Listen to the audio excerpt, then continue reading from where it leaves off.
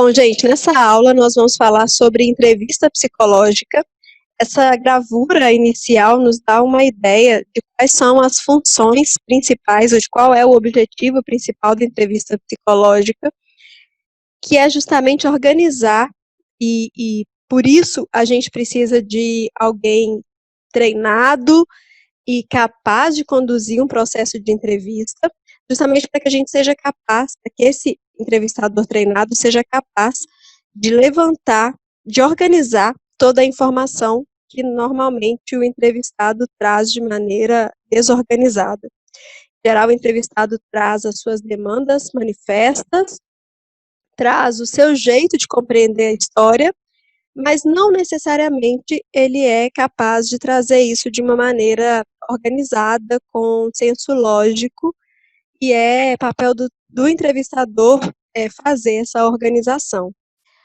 Como conceito, a entrevista psicológica envolve um conjunto de técnicas de investigação de tempo delimitado, dirigido por um entrevistador treinado, que utiliza conhecimentos psicológicos com objetivos de descrever e avaliar aspectos pessoais, relacionais ou sistêmicos, que podem ser do âmbito individual, de casal, de família, de um grupo social. Então, a entrevista não necessariamente é conduzida só com o indivíduo, ou visa levantar aspectos associados apenas ao indivíduo, e em processo que visa fazer recomendações, encaminhamentos ou propor algum tipo de intervenção em benefício da pessoa entrevistada. O que é importante a gente entender aqui? É uma técnica de investigação, ou seja, é cientificamente delimitada, é delimitada no tempo. A pessoa que conduz a entrevista, ela precisa ser treinada, precisa ter conhecimento teórico, psicológico, para que ela seja capaz de conduzir um processo de entrevista. E esse processo visa, ao final, fazer encaminhamentos que possam auxiliar a pessoa, assim como é finalidade também de qualquer processo de avaliação. Características principais. Os objetivos são pré-estabelecidos e conhecidos, pelo menos pelo psicólogo. Então, toda vez que eu conduzo um processo de entrevista, eu sei qual é a minha finalidade com aquilo. Pode ser realizar o teste de alguma hipótese diagnóstica, pode ser identificar se aquele indivíduo apresenta características compatíveis com o perfil da empresa para quem eu estou selecionando, e assim por diante, mas em geral um processo de entrevista ele já tem objetivos estabelecidos. Os papéis são bem definidos. O entrevistador tem o papel de conduzir o processo de entrevista, de definir o tom, o compasso em que a entrevista vai acontecer, a ordem das coisas. E ele funciona como uma espécie de facilitador. Ao saber as perguntas certas, o entrevistador facilita para o entrevistado a identificação dos seus próprios processos. A entrevista, então, é conduzida pelo entrevistador, que no nosso caso aqui é o psicólogo. Pode ser utilizado em diferentes etapas de um processo de avaliação. Pode ser utilizado no início, para o levantamento de demanda inicial, posteriormente, num roteiro mais estruturado para identificar, para testar determinadas hipóteses, ou pode acontecer, inclusive, no final, no momento de devolver os resultados da entrevista. Quais seriam os tipos de entrevistas sobre os quais a gente vai falar? As entrevistas podem ser classificadas segundo alguns critérios. Quanto ao critério de estruturação, a entrevista pode ser considerada estruturada, semi-estruturada ou não estruturada. A entrevista estruturada é aquela que geralmente tem perguntas fechadas e respostas objetivas. As perguntas fechadas podem ser perguntas que demandam uma resposta do tipo sim ou não, ou numa escala Likert. Por exemplo, você trabalha e o paciente teria que, o avaliado teria que responder sim ou não. Ou uma escala do tipo Likert, como você avaliaria a sua qualidade de vida nesse momento de 1 a 5, sendo 1 muito ruim e 5 muito boa. Esses seriam exemplos de entrevista estruturada. Ou respostas diretas e objetivas, como qual é o seu estado civil, por exemplo, que não demandaria uma resposta muito completa. Quais são as vantagens da entrevista estruturada? Ela é rápida e, em geral, permite um processo de correção também muito fácil. Desvantagem: pode prejudicar o estabelecimento do rapport, pode também dificultar o acesso a demandas ou conteúdos latentes. Como eu dou sempre muitas opções de resposta, o avaliando não vai ter a oportunidade, talvez, de me trazer espontaneamente outras informações que sejam relevantes para o entendimento do caso. E nesse caso, então, se eu uso apenas uma entrevista estruturada, que não é comum, a tendência é que eu perca muitas informações relevantes. O segundo tipo, e o mais usado por todos nós, em diferentes tipos de avaliação, é a entrevista semi-estruturada. Ela é organizada, mas ela pode ir sendo adaptada de acordo com as respostas que o paciente deu às primeiras perguntas, ou de acordo com o comportamento dele. Um exemplo de entrevista semi-estruturada é a entrevista psiquiátrica Mini Plus, que eu vou mostrar daqui a pouco, que contém uma série de possibilidades de pergunta, uma série de informações pré-definidas a serem levantadas, mas de acordo com a resposta, eu posso pular algumas perguntas que deixam de ser relevantes naquele momento. E por fim, a entrevista semi-estruturada, ela é a mais usada por nós, justamente porque ela mantém um método, nos permite manter uma organização do processo, mas ao mesmo tempo também permite uma abertura, também permite flexibilidade para que o avaliando consiga expressar outros conteúdos. E por fim, a gente tem a entrevista não estruturada, que a gente usa raramente, às vezes no início dos processos, a gente pode usar no primeiro momento, porque aí a gente identifica por onde o próprio cliente ou paciente decide começar a falar. Em geral, tem objetivo de triagem e funciona de uma maneira, então, não muito padronizada. Então, em geral, se mantém a ideia de papéis definidos, de organização definida, mas eu vou perguntando à medida que o paciente vai me trazendo as respostas e eu não tenho um roteiro prévio. Eu posso pedir para que ele me fale, por exemplo, qual é o motivo da procura, e posso passar pelo processo, a sessão inteira, só com essa pergunta inicial, e guiando as próximas perguntas a partir da resposta do paciente, mas sem nenhum roteiro prévio. É menos utilizada, assim, é mais utilizado no começo para garantir um bom estabelecimento de rapport e para que eu possa fazer uma triagem mais livre, identificar quais são os focos de interesse do paciente ou cliente, mas, por outro lado, pode me manter muito tempo em contato com aquele indivíduo até que eu consiga chegar nos aspectos que são realmente importantes. Geralmente, muitos aspectos importantes sobre os quais a gente quer falar numa avaliação psicológica, a gente como paciente, né? Podem ser também aspectos que gerem ansiedade ou que gerem vergonha. Então, se a entrevista não leva, né, não conduz a um determinado tipo de resposta, pode ser que o paciente enrole por muito tempo até ter, de fato, coragem de abordar, pode ser, inclusive, que ele nunca aborde.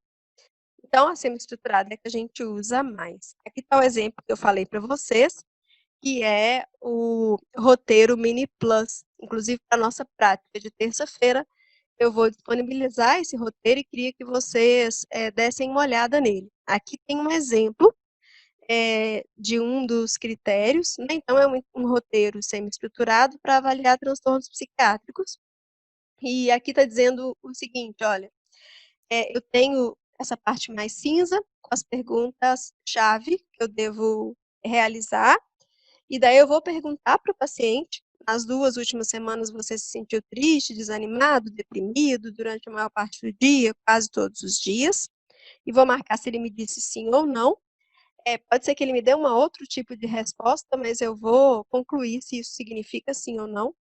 E uma segunda pergunta, nas 2 últimas semanas, quase todo o tempo, teve sentimento de não ter mais gosto por nada, de ter perdido o interesse e prazer pelas coisas que lhe agradam habitualmente? também vou marcar aqui de acordo com a resposta se isso aconteceu. E aí o que acontece? Se o paciente disse não para as duas coisas, aqui A1 ou A2 são cotadas como sim, eu vou marcar não. Tem uma seta aqui. Isso significa que eu não vou aplicar mais, não vou perguntar mais nada do que está aqui embaixo. Eu vou passar para o próximo critério. Esse critério aqui era de depressão. E aí, então, eu vou concluir que neste momento meu paciente não está deprimido, porque ele respondeu não para as duas perguntas-chave. Se ele responde sim para pelo menos uma dessas duas perguntas-chave, aí sim eu continuo a perguntar sobre os critérios específicos da depressão, para eu concluir se de fato ele está deprimido ou se ele só apresenta um humor mais deprimido, talvez por um motivo ou outro. Então eu posso levantar aqui e mais para frente ele vai me perguntar quantos critérios, né, para quantas dessas perguntas ele disse sim, e a depender do número de perguntas para as quais ele respondeu sim, eu posso concluir se ele está ou se ele não está deprimido. Isso serve para todos os outros critérios diagnósticos de outros transtornos mentais. Então, o MiniPlus é muito usado como roteiro de entrevista semi-estruturado. Agora, a gente também pode classificar as nossas entrevistas quanto à finalidade. Quanto à finalidade, a entrevista pode ser de investigação, de diagnóstico ou terapêutica. A entrevista de investigação é aquela que é mais impessoal, geralmente tem o objetivo de levantar informações mais gerais, que não têm impacto direto sobre o entrevistado, mas que são importantes para mim, como, por exemplo, estado civil, com quem mora, nível socioeconômico, gênero, orientação sexual. Geralmente, as entrevistas de investigação levantam dados sociodemográficos. Tem, na maioria das vezes, o objetivo de identificar padrões de forças e fraquezas no que se refere a suporte social, suporte financeiro. Então, são perguntas muito menos pessoais. Muitas vezes a gente pode deixar esse tipo de pergunta mais para o final, porque elas também me distanciam um pouco do paciente. Então, eu posso deixar para perguntar no final, ou eu posso transformar no questionário.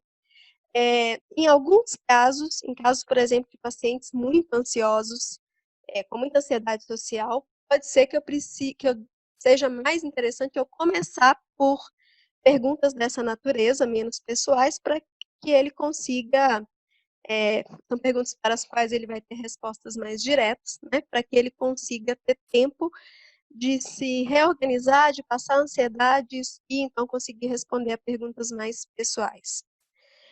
Já a entrevista de diagnóstico, ela é usada como parte de um processo de avaliação psicológica ou no início de processos de psicoterapia.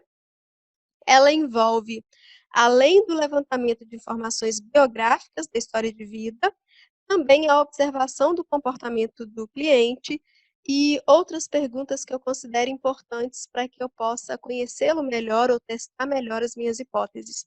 As entrevistas de diagnóstico são frequentemente semi-estruturadas. E, por fim, eu tenho entrevista terapêutica, a chamada entrevista de ajuda. A abordagem centrada na pessoa usa muito frequentemente a entrevista como modelo terapêutico, mas outras abordagens também se utilizam com algumas variações, né? Na própria terapia cognitiva, a gente também faz uso de perguntas, né? Não exatamente uma entrevista, mas de levantamento de informação, estilo entrevista, para ajudar o paciente, né? E aqui o objetivo, então, é de mudança, enquanto na entrevista de diagnóstico, o que eu quero é compreender, na entrevista terapêutica, o que eu quero é provocar uma reflexão e, como consequência, uma mudança em padrão de pensamento, de sentimento ou de comportamento daquele indivíduo. Então, eu vou fazer perguntas que provoquem, de alguma maneira, uma reflexão. No nosso caso aqui, em processos de avaliação psicológica, a gente faz uso da entrevista de diagnóstico. Então, vamos falar mais especificamente dela, tá? A entrevista de diagnóstico, então, ela é frequentemente semi-estruturada, como eu disse, mas em alguns casos ela também pode ser estruturada ou não estruturada. Em geral, a gente tem 4 tipos principais de entrevista diagnóstica. que são a entrevista inicial, a entrevista de anamnese, a entrevista de planejamento e a entrevista devolutiva. A entrevista inicial, ela geralmente acontece no primeiro encontro, no contexto clínico. Quando eu vou conduzir uma avaliação em contexto clínico, eu geralmente conduzo uma entrevista inicial para entender o motivo da procura, para entender qual é a demanda que levou aquele paciente, o cliente, a buscar um processo de avaliação. Nessa entrevista, então, eu vou estabelecer o rapport, vou fazer o contrato de trabalho com aquela pessoa, vou falar sobre como funciona o processo de avaliação, vou tentar entender da parte dele por que ele buscou, por que ele buscou naquele momento, né? Então eu vou buscar os precipitantes, eu identifico a partir do motivo da procura naquele momento. Então, muita gente procura avaliação já tendo sofrido com isso por muito tempo. Aquela demanda pode já ser pré-existente, mas ele decidiu procurar só agora porque a namorada deu um ultimato para ele, disse que ele devia procurar ajuda. Do contrário, ela talvez o deixasse. Isso pode ser considerado um precipitante, um ultimato. Ou às vezes ele está ali também cozinhando aquela demanda por muito tempo e de repente ele perdeu o emprego, está no momento de instabilidade, ele resolve tentar entender então aquele padrão naquele momento. Seria um outro precipitante. É importante a gente saber o precipitante, porque ele nos dá uma boa ideia dos valores dessa pessoa que está sendo avaliada. Se uma coisa que me motiva a buscar ajuda é perder o emprego, provavelmente porque o emprego tem um papel importante na minha vida. Se é por causa da namorada, provavelmente porque a vida conjugal é um valor importante para mim, e assim por diante. E a gente busca também os mantenedores daquela demanda, aquilo que incomoda aquele cliente. Sempre que eu levo uma demanda para um psicólogo, eu tenho um sofrimento relacionado àquilo, mas eu também tenho ganhos. E é por isso, sempre ou quase sempre, é por isso que eu continuo me comportando daquele jeito. Às vezes, alguma coisa do ambiente acaba, de certa maneira, me reforçando. Não necessariamente me trazendo bem-estar, mas acaba mantendo aquele comportamento daquele jeito. Porque reforça um padrão de autoconhecimento que eu já tenho, porque é mais fácil me comportar assim, gasta menos energia, eu sempre quis assim, já é hábito, ou por qualquer outro motivo. E eu também levanto nessa entrevista inicial motivos latentes e manifestos. Eu tento entender se tem algo que esse paciente ainda não conseguiu identificar tão claramente, né, fazendo algumas perguntas, para ver se tem também um motivo que está encoberto. Faço, então, no contrato de trabalho a minha apresentação, mostro como seria meu trabalho, esclareço dúvidas, falo das normas do processo, dos direitos e deveres. Se eu estou no processo privado, é aqui também que eu combino os valores, eu falo sobre as cobranças. Na verdade, na entrevista inicial, eu só apresento como é que funciona a cobrança, e na próxima é que eu vou falar exatamente quanto vai ficar o processo desse indivíduo.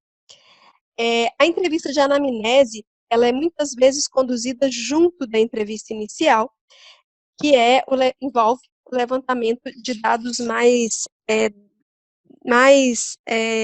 detalhados do desenvolvimento daquela pessoa. Então, dados da história pessoal, história médica e psiquiátrica, se usa medicamento, como é que está o contexto familiar, qual é o suporte que ela tem, financeiro, social, quais são as queixas principais, qual é o motivo da procura, quem trouxe, né, esse pedido, e a partir daí, então, eu levantando mais detalhadamente a história, eu posso ser capaz de levantar uma série de hipóteses sobre qual é o perfil de personalidade dessa pessoa, quais são as estratégias de coping. Estratégias de coping são estratégias de enfrentamento de estresse, como é que essa pessoa lida com o estresse, o quão resiliente ela é, que envolve, então, o quanto essas estratégias para lidar com o estresse são eficazes para que ela dê conta de superá-las.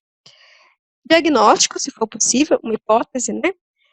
Qual é o padrão típico de funcionamento desse indivíduo, os motivos manifestos e latentes, o nível de sofrimento, do ponto de vista daquele paciente, e suporte social e financeiro. Uma coisa importante, nem sempre em processo de avaliação eu preciso conduzir uma entrevista de anamnese. Eu geralmente faço isso com crianças, para entender o início da história dela, com os pais, a partir de uma entrevista de anamnese com os pais. E em casos de suspeita de transtorno de neurodesenvolvimento, por exemplo, eu também posso conduzir uma entrevista de anamnese. Em outros casos, eu talvez levante informações de uma entrevista de anamnese mais específicas, não preciso perguntar tudo. Posso levantar apenas aquilo que me parecer importante para explicar a demanda que ele trouxe. Depois disso, fiz essas 2 entrevistas iniciais, eu já tenho condição de montar um plano de avaliação. E eu vou montar meu plano já pensando nos testes, nas entrevistas, nas observações, nas dinâmicas, em tudo que eu considero importante fazer para testar as minhas hipóteses. Minha hipótese pode ser de um determinado diagnóstico, ou de um determinado perfil de personalidade, o que explica a demanda que aquela pessoa trouxe. Então, a entrevista de planejamento ela é marcada nesse momento, e nesse momento, então, eu apresento para o paciente meu plano de avaliação e discuto com ele como é que a gente pode conduzir essa avaliação. Eu mostro para ele, por exemplo, quais testes eu gostaria de aplicar para avaliar o quê, o tempo que eu vou precisar para aquela avaliação, quantas sessões, qual vai ser o valor, quais são as formas de pagamento, e daí eu discuto com ele estratégias. Eu finalizo, então, com um plano de avaliação mais definido. Então, nesse momento de entrevista, o próprio cliente pode sugerir coisas ou pedir alterações nesse plano, dizendo assim, eu também queria saber mais essa informação sobre mim, que não está aqui, ou talvez para mim não seja importante saber sobre essa determinada característica que você quer avaliar, e, e aí a gente pode fazer os ajustes. Ou eu não tenho condição de pagar tudo isso, tem jeito de a gente ajustar para ficar um pouco mais barato, então a gente faz os nossos acordos. E por fim, então, a gente já termina com os combinados sobre os dias, quais vão ser as sessões e como que vai acontecer. Uma coisa importante aqui no plano de avaliação é que a gente deve ser capaz de avaliar o grau de comprometimento que essa pessoa tem na própria adaptação e bem-estar, e a gente deve sempre buscar usar mais que um instrumento para cada característica importante a ser avaliada. E, por fim, a gente tem a entrevista devolutiva. Ela acontece depois que, então, eu conduzi todo o processo de avaliação, eu já tenho as minhas conclusões, e eu vou, então, convidar o meu avaliando para explicar para ele quais foram as minhas conclusões nesse processo. Então, visa devolver resultados da avaliação, bem como apresentar um prognóstico e estratégias de intervenção. Se tem diagnóstico, eu vou dizer qual é, se não tem, eu vou explicar o perfil que eu identifiquei. Por que é uma entrevista? Porque nesse momento a gente não só informa, como também busca verificar se a pessoa entendeu aquilo que foi informado. Então, eu preciso me certificar de que ele compreendeu aquilo que foi identificado. Eu vou ocupar esse tempo para entender, inclusive, qual é o impacto emocional que isso teve sobre ele, ouvir as expectativas que ele tem acerca daqueles resultados, o quanto que ele está com esperança e se responsabilizando pelo seu próprio processo de melhora. Então, é muito importante que sejamos empáticos nesse momento, porque pode ser difícil para o paciente escutar, por exemplo, um diagnóstico mais sério, ou uma explicação psicológica que suscite lembranças, memórias de outras vivências. E, em geral, é importante que a gente separe pelo menos 2 sessões para entrevista devolutiva, mesmo que a gente não utilize as 2, para garantir, então, que se o paciente ficar muito sensível, a gente consiga ali fazer uma intervenção, e deixar claro com ele, né, quais vão ser os próximos passos. Ele não pode sair dali sem nenhuma esperança de que que a gente consegue estratégias para lidar com qualquer resultado que a gente tenha chegado. Competências do entrevistador em qualquer um desses processos. É o entrevistador quem é responsável por estabelecer uma relação. É o entrevistador que inicia o contato, que tem iniciativa, que tenta gerenciar, inclusive, a ansiedade. Então, se o paciente que está sendo avaliado é muito ansioso, é papel do entrevistador gerenciar essa ansiedade, diminuindo às vezes o tom da conversa, dando mais tempo para que ele se adapte. Às vezes, a depender do tipo de caso, fazendo uma pequena tirando um tempo para fazer uma conversa mais corriqueira, que seja mais fácil, fazendo uma brincadeira, qualquer coisa que torne aquele ambiente mais confortável para quem está sendo avaliado. Isso vale para qualquer contexto, incluindo o processo seletivo de empresas. A gente não deve criar uma situação desconfortável só porque eu estou fazendo um processo seletivo uma avaliação em processo seletivo. Isso porque os testes que eu vou aplicar, por exemplo, no processo seletivo, eles vão ser, né, as respostas daquele indivíduo vão ser comparadas com pessoas que fizeram o teste no período de normatização dele. E no período de normatização do teste, as pessoas fizeram sem estarem muito ansiosas. Então, não faz sentido que eu deixe a pessoa que está sendo avaliada ansiosa, mesmo que para a empresa seja importante saber como é que ela produz em situações ansiogênicos.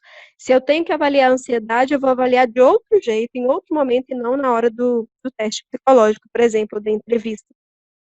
A não ser que eu tenha ali como parte da entrevista gerar um pouco de desconforto. Aí é uma parte do meu processo de avaliação. Mas ainda assim, para o restante da entrevista, eu tenho que ter sido capaz de estabelecer uma relação. Estar presente se envolve estar inteiramente disponível para escutar a outra pessoa sem interferência de outras coisas, como, por exemplo, questões pessoais, outras ideias, outros pensamentos. Isso acontece, né, nos primeiros momentos em que a gente entrevista alguém, as primeiras vezes, é comum que a gente não esteja totalmente presente. E até por isso, às vezes, é bom que a gente grave ou filme a entrevista, porque a gente tende a perder muitas informações, já que a gente está pensando no que vai perguntar depois, às vezes ansioso pelo que vai acontecer depois. E a gente acaba perdendo a oportunidade de escutar de fato o que essa pessoa está dizendo. E isso, né, escutar de verdade, estar inteiramente ali com aquela pessoa, traz uma ideia de acolhimento e de respeito e faz com que aquela pessoa que está sendo entrevistada se perceba de fato dentro do processo. Faz parte das nossas competências suspender pressupostos, ou seja, abrir mão daquilo que a gente acredita como verdade, mas que não necessariamente é verdade.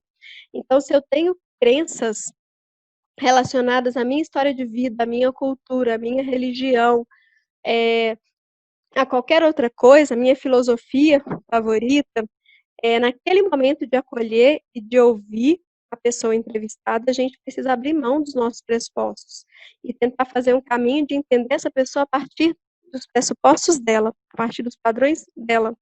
Então, os meus julgamentos precisam ficar fora dali o máximo possível. E eu preciso ser sempre capaz de fazer um movimento de ida para o entrevistado, de entender do ponto de vista dele, e de volta para mim, de me escutar para ver se tem algo meu que está interferindo na minha interpretação daquele processo. E isso serve tanto para uma interpretação negativa do processo, um preconceito, por exemplo, né? Se eu tenho na minha história de vida que prostitutas são pessoas que não conseguem criar vínculos. E daí eu tenho uma pessoa na minha frente que é prostituta e que está trazendo uma demanda de relacionamento. Pode ser que o meu preconceito influencie, né, ou atrapalhe o meu jeito de entender, de fato, o sofrimento dela. Por outro lado, eu posso ter também pressupostos positivos. Eu posso considerar que eu gosto de uma determinada característica da pessoa entrevistada, por exemplo, ela tem a mesma religião que eu, isso pode fazer com que eu fique menos crítica ao que ela me diz, com que eu tome por verdade aquilo que ela me diz, porque combina com as minhas crenças. As duas coisas são danosas e eu preciso tomar cuidado com isso. É papel do entrevistador compreender, né, ajudar o cliente a se sentir à vontade, gerenciando sua ansiedade e se mostrando mesmo compreensivo. Também empático, estabelecer a proximidade necessária para a continuidade do processo, para que o entrevistado se sinta acolhido de fato. Empatia é diferente de contratransferência. A empatia é a capacidade de se colocar no lugar da outra pessoa, de se imaginar tendo os mesmos pressupostos, os mesmos valores, o mesmo jeito de funcionar dessa pessoa. A contratransferência está muito mais associada a uma resposta instintiva ao que essa pessoa me traz. Quando a gente se deixa levar pela contratransferência, a gente reage a essa pessoa do jeito que o mundo reage a ela. Então, se ela é muito agressiva, por exemplo, e ela vem para o atendimento se mostrando agressiva, exemplo de contratransferência seria eu começar a me defender. Ela começou a me agredir e eu começo a me defender, como a maioria das pessoas deve fazer. Isso é contratransferência. Eu estou me colocando do meu jeito e estou respondendo a um convite que, de certa forma, esse paciente fez. A empatia envolveria eu tentar, mesmo escutando a agressão, é claro que eu estou falando de agressão dentro dos limites do que seria respeitoso, né? Assim, ele está talvez um pouco hostil ali, mas ele está respeitando o meu espaço. Ao invés de me defender, talvez eu devesse tentar entender do ponto de vista dele por que será que ele está sendo hostil.